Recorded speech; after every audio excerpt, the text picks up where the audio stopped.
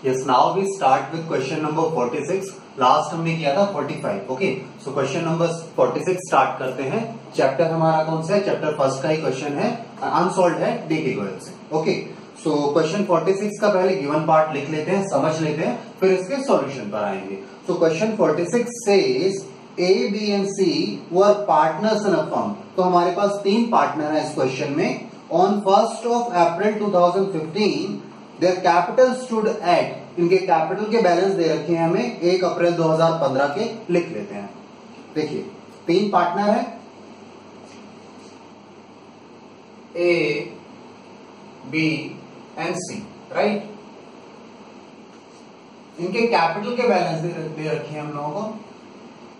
Date क्या है? 1st of April 2015 के.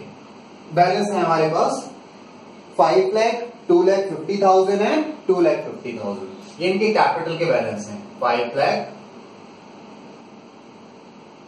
2,50,000 एंड 2,50,000.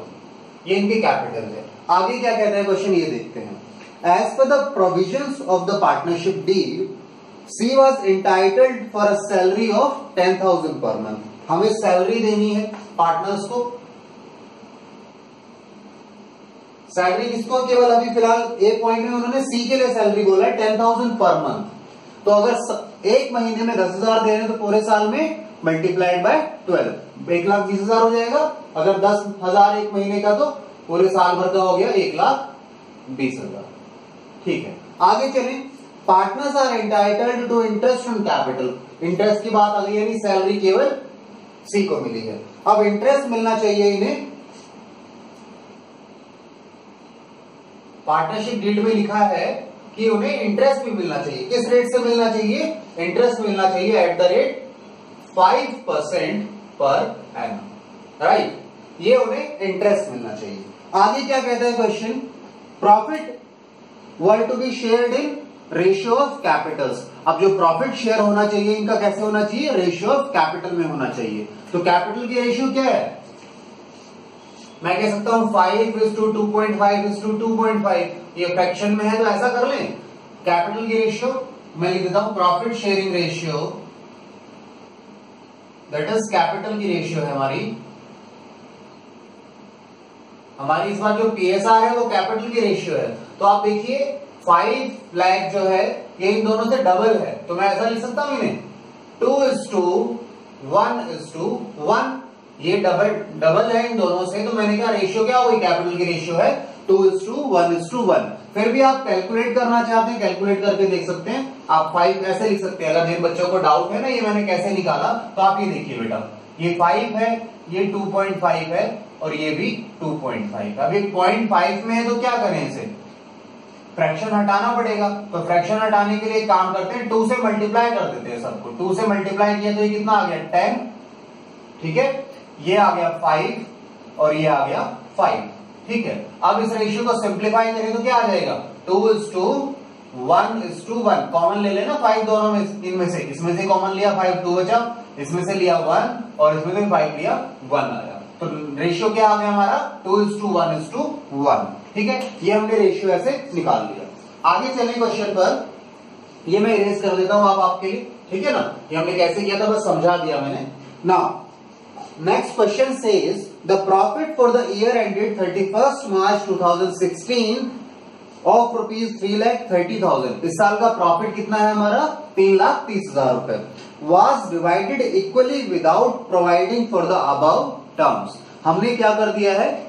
हमने इन टर्म्स को कंसीडर ही नहीं किया और हमने सारा का सारा प्रॉफिट जो हमारा इस साल का प्रॉफिट है 3,30,000 का, उसे हमने इक्वली बांट दिया है तीनों पार्टनर्स में, right. So profit for the year ₹3,30,000 distributed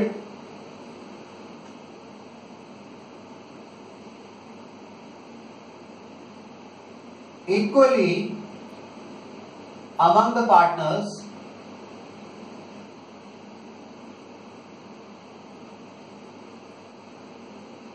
among the partners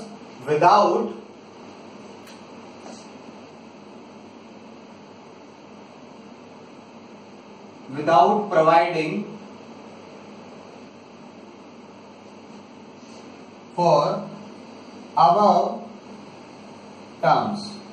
जो ऊपर लिखी है बातें उन्हें कंसिडर ही नहीं किया। We have without providing them we have distributed this profit. तो इसमें भी हमें सिंगल एंट्री एडजस्टमेंट देना है हमें, ठीक है। तो एक बार देख लेते हैं क्या क्या हमें कैलकुलेशंस चाहिए। देखिए हमारे पास सैलरी कैलकुलेटेड है, इंटरेस्ट ऑन कैपिटल हमें चाहिए और रिमेनिंग प्रॉफिट चाहिए, ठीक है ना। चलिए तो मैं पहले इंटरेस्ट ऑन कैपिटल कैलकुलेट कर लेता हूं। तो हमने सॉल्यूशन पर आते हैं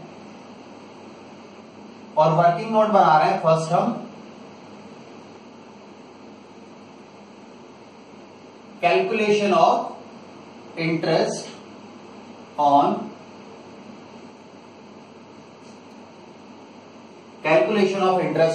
कैपिटल। तो इंटरेस्ट ऑन कैपिटल निकालें तीनों पार्टनर्स के लिए, ए बी एंड सी। हमारे पास 3 पार्टनर हैं बेटा। ए की कैपिटल है 5 लाख रुपीज, बी की है 2,50,000 और सी की कैपिटल भी है 2,50,000। रेट ऑफ इंटरेस्ट क्या है? 5% पर एनम ऑन कैपिटल।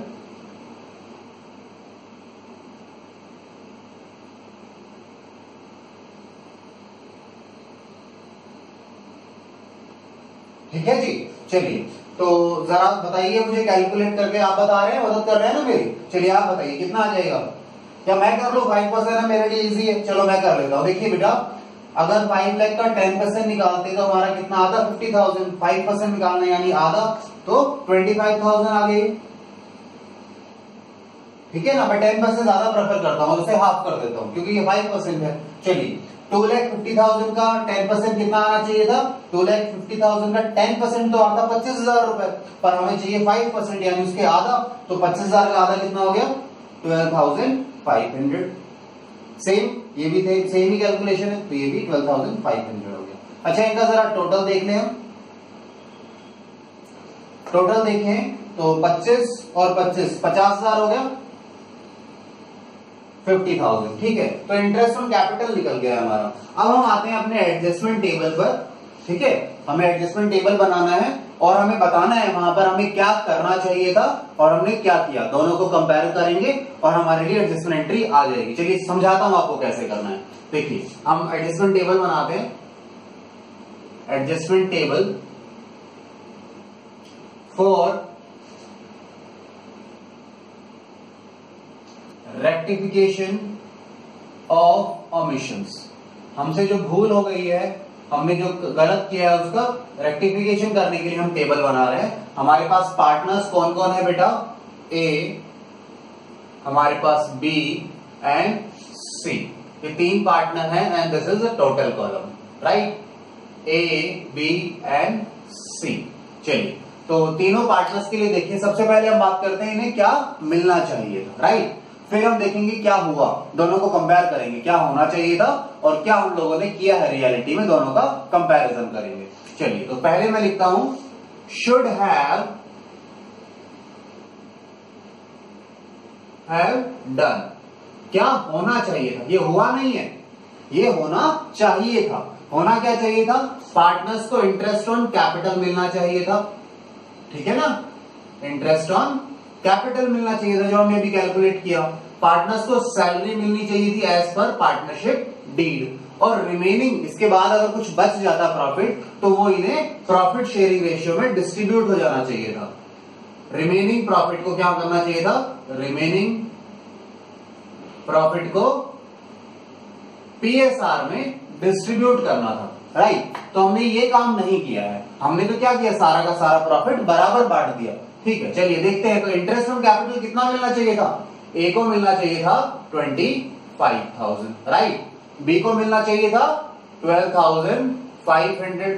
ये थोड़े इजी क्वेश्चंस हैं तो इन्हें फटाफट कर लेते हैं, जहां पे आपकी जरूरत होगी मैं पूछ लूंगा। यहाँ कैलकुलेशन इजी है, मैं लिख देता हूं, ठीक है। 12,500, ठीक है। अच्छा इन सब का टोटल कितना आ गया? अभी किया था ना यहाँ पर 50,000, ठीक है। चलिए अच्छा इसके बाद सैलरी केवल सी को मिलनी चाहिए थी, जो कि नहीं दी गई है। सी की सैलरी कितनी बन रही है? 1,20,000। ठीक है बेटा, 1,20,000 आ गया। तो ये भी टोटल भी 1,20,000 ही है, क्योंकि बस इसी को मिला है सैलरी। ठीक है। अच्छा, रिमेनिंग प्रॉफिट। अब रिमेनिंग प्रॉफिट पहले निकाल लें हम ना, रिमेनिंग प्रॉफिट कितना है। तो मैं यहाँ पर आपके लिए कैलकुलेशन कर दूं कहीं साइड में, यहां कर देता हूं, बाद में मैं इरेज कर दूंगा उसे। देखिए हमारा टोटल प्रॉफिट कितना था बेटा? हमारा टोटल प्रॉफिट था, हमारा नेट प्रॉफिट था ₹3,30,000। 3,35,000 में से हमने इंटरेस्ट दे दिया ऑन कैपिटल और हमने सैलरी दे दी, ये दोनों चीजें दे दी। ठीक है, तो कितना प्रॉफिट बच गया हमारे पास? पहले लिख लें कितना दिया हमने, ये 50,000 ये दिया और 1,20,000 ये दे दिया। तो मुझे बताओ रिमेनिंग प्रॉफिट कितना बचेगा? रिमेनिंग प्रॉफिट आ जाएगा 3,30,000 में से ये हटा दें, ये कितना बन रहा है आप भी बता सकते हैं, मैं भी कर लेता हूं। ठीक है, वैसे हाँ जी, ये कितना आएगा? ये है 1,70,000। तो 330 में से 170 गए तो कितने बचे? 330 में से 170 गए तो कितने बच गए हमारे पास? 30 तो ये बच गए, 100 ये और 30 ये। मैंने क्या किया, 1,70,000 के ऊपर 30 जोड़े तो 200 हो गए, 100 जोड़े तो 300 हो गए ये। तो ये कितने हो गए टोटल? 1,60,000 आ गया बेटा। मैं आपके तरीके से नहीं कर रहा हूं, मैं थोड़ा सिंप्लीफाइड वे में कर लिया मैंने। ठीक है, आप भी कैलकुलेट करके देखिए, इतना ही आएगा। 1,60,000 आ रहा है, तो 1,60,000 हमारा आ गया रिमेनिंग प्रॉफिट। अब तो ये रिमेनिंग प्रॉफिट कैसे बढ़ना चाहिए? पीएसआर में बढ़ना चाहिए। तो पीएसआर हमारी क्या है? 2:1:1, यानी हम 1,60,000 के 4 हिस्से करेंगे। 1,60,000 का हमने क्या किया? 4 पार्ट्स में बांटा। तो ये कितना आ गया? 40,000 एक हिस्सा आ गया। अब 40,000 अगर एक हिस्सा आया है तो 4 हिस्से कितने हो जाएंगे? नहीं सॉरी, 2 हिस्से चाहिए हमें, 2। सो 40,000 इंटू 2 यानी 80,000 रुपीज। ठीक है बेटा, this is 40,000 and this is 40,000। ये हमने प्रॉफिट को डिस्ट्रीब्यूट कर दिया प्रॉफिट शेयरिंग रेशियो में। ठीक है, चलिए मैं इसे हटा दूं यहां से, कैलकुलेशन को, मेरे काम का नहीं है कैलकुलेशन, तो मैं हटा देता हूं इसे। ठीक है, नाउ अब एक बार देखते हैं जरा। अच्छा ये कितना आया था? 160, में लिख भी देता हूं इसको, 1,60,000। अब देखिए टोटल हमारा 3,30,000 का प्रॉफिट बढ़ चुका है, ऐसे बढ़ना चाहिए था। ठीक है, नाउ तो ये हमें करना चाहिए था। अच्छा इनका टोटल कर ले जरा, ये आ गया 1,05,000। अच्छा इनका टोटल करें तो ये आ गया 50, 52, 500। ठीक लिखा है ना? और अच्छा इसको देखें जरा, ये 140, 152, नहीं सॉरी 140 कह दिया, 160, 60, 172, 1,72,500। ठीक है, इन सब का टोटल करके देखना आप, 3,30,000 आएगा। एक बार चेक कर सकते हैं अगर डाउट है इसमें तो कोई। ठीक है, एक बार चेक कर लो जरा इन्हें। ठीक है, जल्दी चेक करो, देखो कैलकुलेशन हमने सही की है नहीं की है।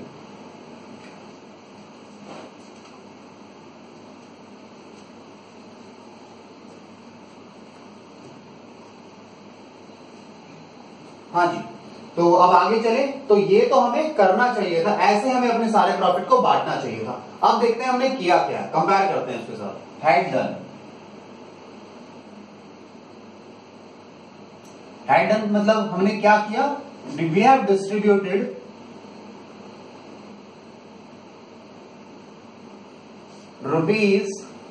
₹3,30,000 इक्वली। हमने यही तो किया, हमने ये पूरा 3,30,000 रुपए तीनों में बराबर बराबर बांट दिया। तो हमने क्या बांटा होगा? हमने अच्छा 3,30,000 के 3 हिस्से कीजिए, यानी इसे 3 पार्ट में डिवाइड कीजिए। एक हिस्सा कितना आ जाएगा? 1,10,000, राइट, 1,10,000, 1,10,000,